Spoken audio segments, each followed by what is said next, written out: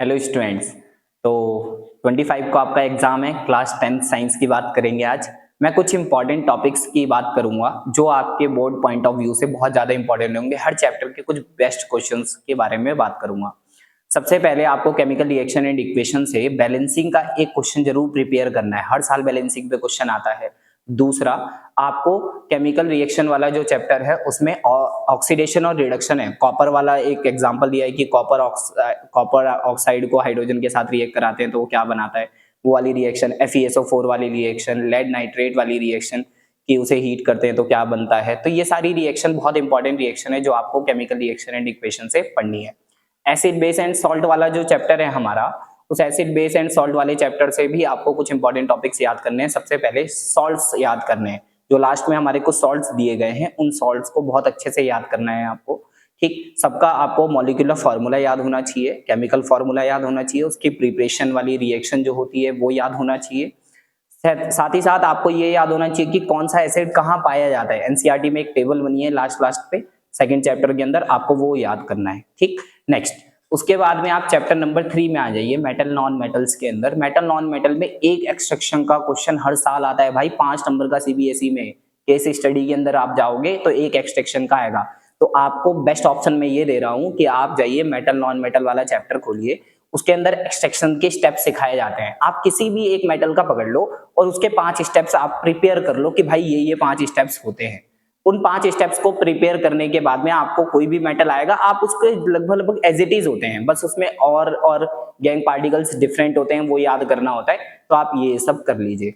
Chapter number 4, carbon and its compound, बहुत important topic, highest weightage, homologous organ, IUPAC naming. और वो जो reaction होती है ऑक्सीडेशन वाली, ठीक है, कंबशन वाली होती है हमारे पास, सपोनिफिकेशन होता है, स्टेरिफिकेशन होता है, मिसेल फॉर्मेशन होता है, soap cleansing action, last year भी आया था इसका क्वेश्चन। चलिए नेक्स्ट आगे बढ़ते हैं।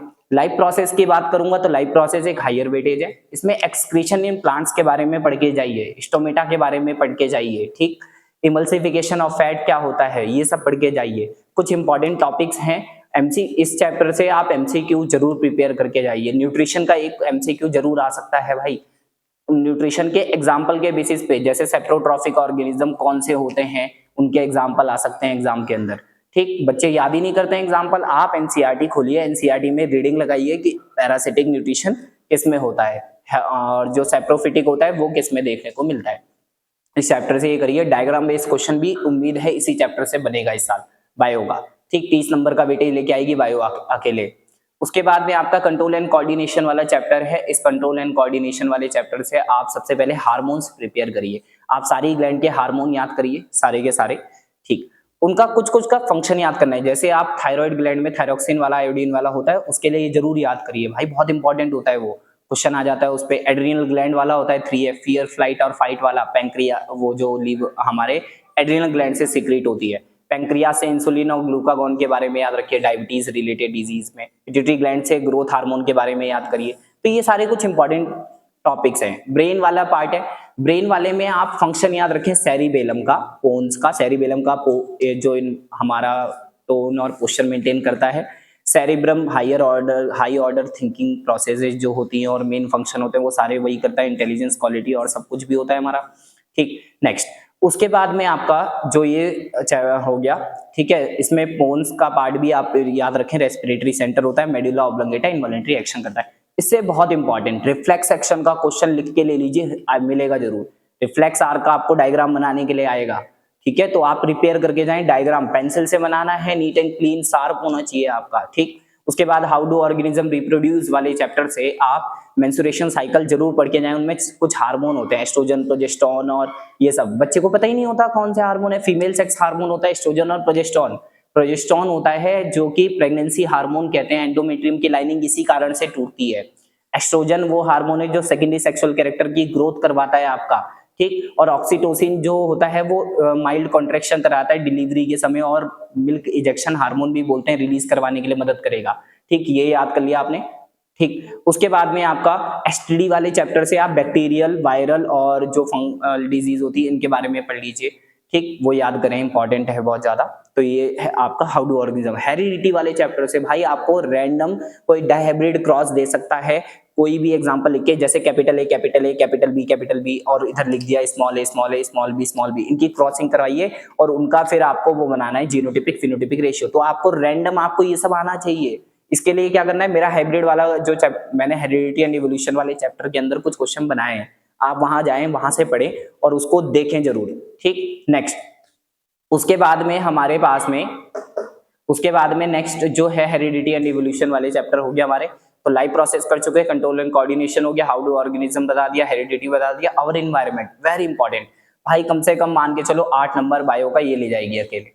ठीक, तो इसमें आपको करना क्या है, और एनवायरनमेंट से बायोलॉजिकल मैग्निफिकेशन जरूर पढ़े, फूड चेन फूड वेब जरूर पढ़े, 10% लॉ पढ़ के जाएं, उस पर कोई एमसीक्यू 1 नंबर का जरूर फंसेगा आपका कि भाई ये कोई और एक फूड चेन बना के दे देगा, उसमें बोलेगा कि ये जो थर्ड ट्रॉफिक लेवल पे लाई कर रहा है इसके अंदर कितनी अमाउंट ऑफ एनर्जी आएगी। जो 10% लॉ जिसने भी सीखा है वो जरूर कर लेगा इस क्वेश्चन को। और बायोलॉजिकल मैग्निफिकेशन वाला एक टॉपिक मैं बता रहा हूँ, जो एक्यूमुलेशन होता है जो हमारे नॉन बायोडिग्रेडेबल वेस्ट का होता है सक्सेसिव ट्रॉफिक लेवल्स पे, तो वो इंपॉर्टेंट टॉपिक है। तो होप ये सारे टॉपिक्स आप मेरे हिसाब से प्रिपेयर कर लेंगे। तो हमने केमिस्ट्री और बायो की बात कर ली है। फिजिक्स की बात करूं तो फिजिक्स में आपका इलेक्ट्रिसिटी वाला जो चैप्टर है, उस इलेक्ट्रिसिटी वाले चैप्टर से भी न्यूमेरिकल पक्का आएगा। आपको फोकस कहाँ करना है, आपको कमर्शियल यूनिट वाले टॉपिक पे करना है कि ट्रेड यूनिट क्या होती है, कितना जूल होता है, कि 1 kWh में कितने जूल होते हैं, 3.6 × 10⁶ जूल होते हैं। बच्चे नहीं याद रखते वैल्यूज, भाई वैल्यू याद करो ना, तभी तो न्यूमेरिकल बनेगा आपका। ठीक, उसके बाद में सारे के सारे जितने भी आपके फॉर्मूले हैं ओम्स लॉ के, ठीक है, इलेक्ट्रिसिटी में करंट के, एसआई यूनिट जरूर याद करके जाओ भाई। जितने भी आप फॉर्मूले या क्वेश्चन न्यूमेरिकल करेंगे सब में लास्ट में एसआई यूनिट जरूर मेंशन करें, बच्चे नहीं करते हैं। रजिस्टिविटी वाला टॉपिक पढ़ के जाइए, उससे बेसिस पे न्यूमेरिकल आएगा कि भाई मेरे पास में कोई वायर थी, उस वायर को अगर मैं डबल कर देता हूं तो उसका एरिया क्या हो जाएगा, या रजिस्टिविटी कैसी चेंज हो रही है या नहीं हो रही है, वो सब पे क्वेश्चन है। तो न्यूमेरिकल याद रखें भाई, जरूर आता है इस पे। ठीक, उसके बाद में आपका हीटिंग इफेक्ट, जो जूल्स लॉ ऑफ हीटिंग है हमारा, ठीक है, H=I² वाला, उसमें भी काफी अच्छा न्यूमेरिकल बन सकता है। ठीक, रेजिस्टेंस आपको सॉल्व करना आना चाहिए, पैरेलल और सीरीज सर्किट के आप प्रैक्टिस कर सकते हैं, उसके क्वेश्चन एनसीईआरटी बेस्ड भी हैं और कुछ आपकी जो एस-चांद की बुक होती है उससे भी कर सकते हैं।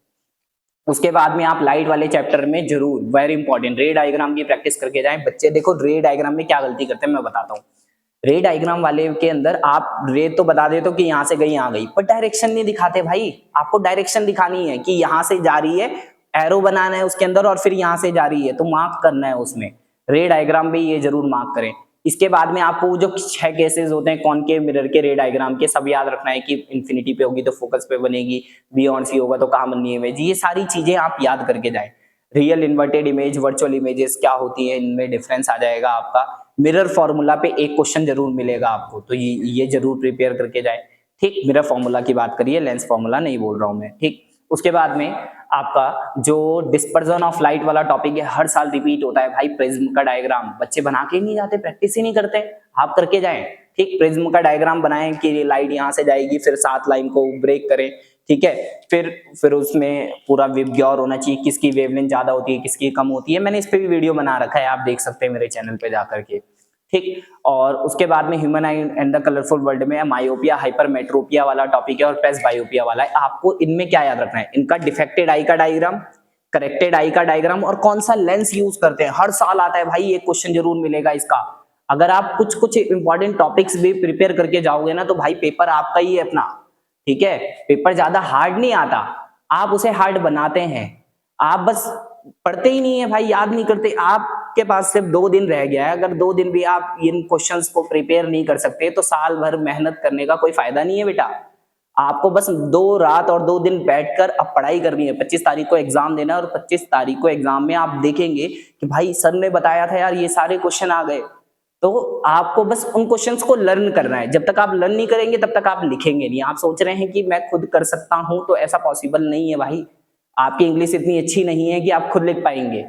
ठीक है, तो आपको कहीं ना कहीं लर्निंग करना पड़ेगा। ठीक, चलिए ऑल द बेस्ट, मिलते हैं नेक्स्ट वीडियो में।